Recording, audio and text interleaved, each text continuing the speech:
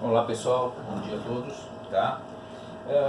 Continuando ainda lá no capítulo 6 do Halliday, a nossa ideia agora é começar a analisar curvas onde a gente não tenha a necessidade de se preocupar com a força de atrito para poder conseguir vencer a curva. Então olha só, eu selecionei a foto aqui, que é de uma corrida de veículos, né, nos Estados Unidos, que é a NASCAR, e se você olhar aqui, ó, essa parte da pista é plana, tá? Como a maioria das curvas normais que a gente faz por aí.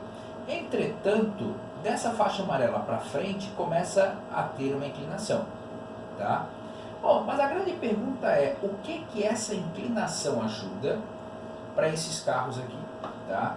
Bom, se depois você tiver curiosidade e for dar uma olhada, esses carros conseguem fazer essas curvas a velocidades absurdas de praticamente 300 km por hora sem que o carro derrape. Bom, mas agora por que o carro não derrapa?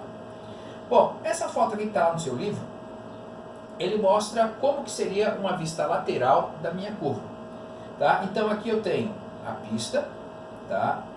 Nessa pista, quais são as forças que estão agindo sobre o carro? Eu vou ter aqui a força gravitacional, que como num plano inclinado eu consigo decompor ela em massa vezes gravidade vezes seno de θ, massa vezes gravidade vezes cosseno de θ. E eu tenho aqui a força normal e a força de atrito. Então, se eu pensar nas forças que estão agindo, são força gravitacional, força normal e força de atrito. Entretanto, se eu começo a aumentar essa inclinação, tá? A minha força, a minha massa vezes gravidade vezes o seno de θ, passa a diminuir aqui. Isso significa que eu vou exigir cada vez menos força de atrito para poder fazer a curva.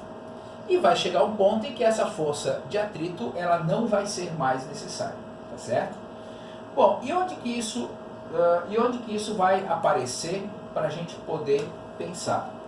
Lá no exercício 6.06, o exemplo, né? 6.06, que está na página 137, ele está me dizendo o seguinte, tá? A figura mostra um carro de massa M que se move a uma velocidade constante de 20 metros por segundo. Bom, a velocidade de 20 metros por segundo, tá? É uma velocidade de 72 km por hora, algo que um carro normal conseguiria fazer sem problema. Em uma pista circular compensada com um raio de 190 metros, tá? Se a força de atrito exercida pelo piso é desprezível, então olha só onde é que ele está querendo chegar. Ele está querendo chegar numa situação em que a força de atrito ela é tão pequena que eu posso considerar ela como zero. Posso esquecer ela, que ela não vai atuar no meu sistema. Qual é o menor ângulo da minha pista para o qual o carro não derrapa? Bom, então vamos tentar fazer aqui. Bom, então aqui está lá a minha pista inclinada com o ângulo θ, aqui está o meu carro, tá? Bom, quem é que está atuando sobre esse meu carro? Eu tenho a minha força gravitacional, tenho a minha força normal, tá? Bom, não tem mais nenhuma força atuando, já que ele me disse que a força de atrito ele quer que seja zero, tá? Mas se ele está fazendo uma curva, alguém tem que estar fazendo o papel de força centrípeta.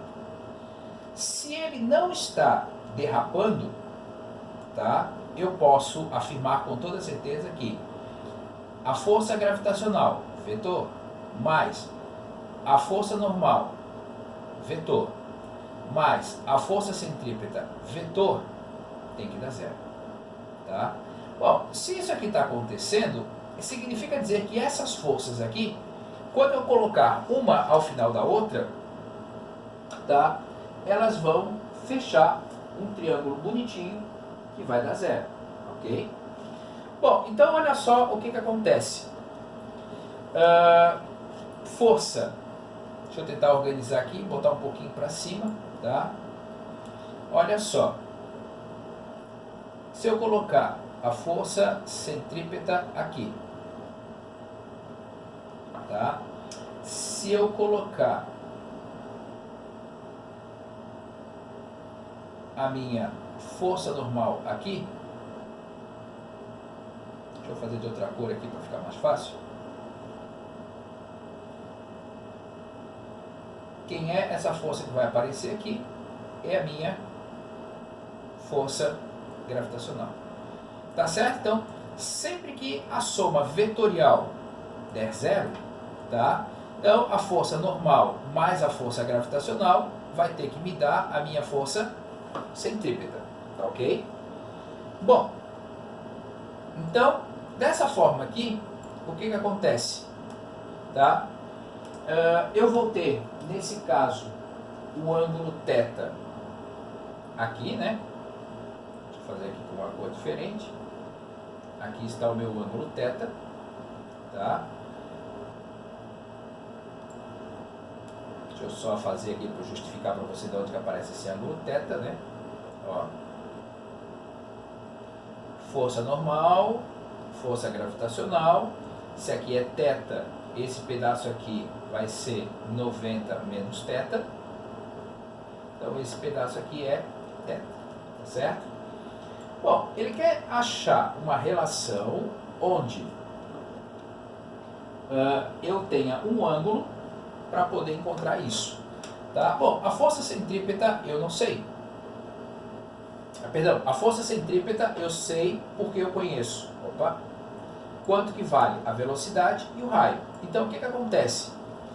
Como eu conheço e tenho a possibilidade de calcular a força gravitacional e a força centrípeta, tá?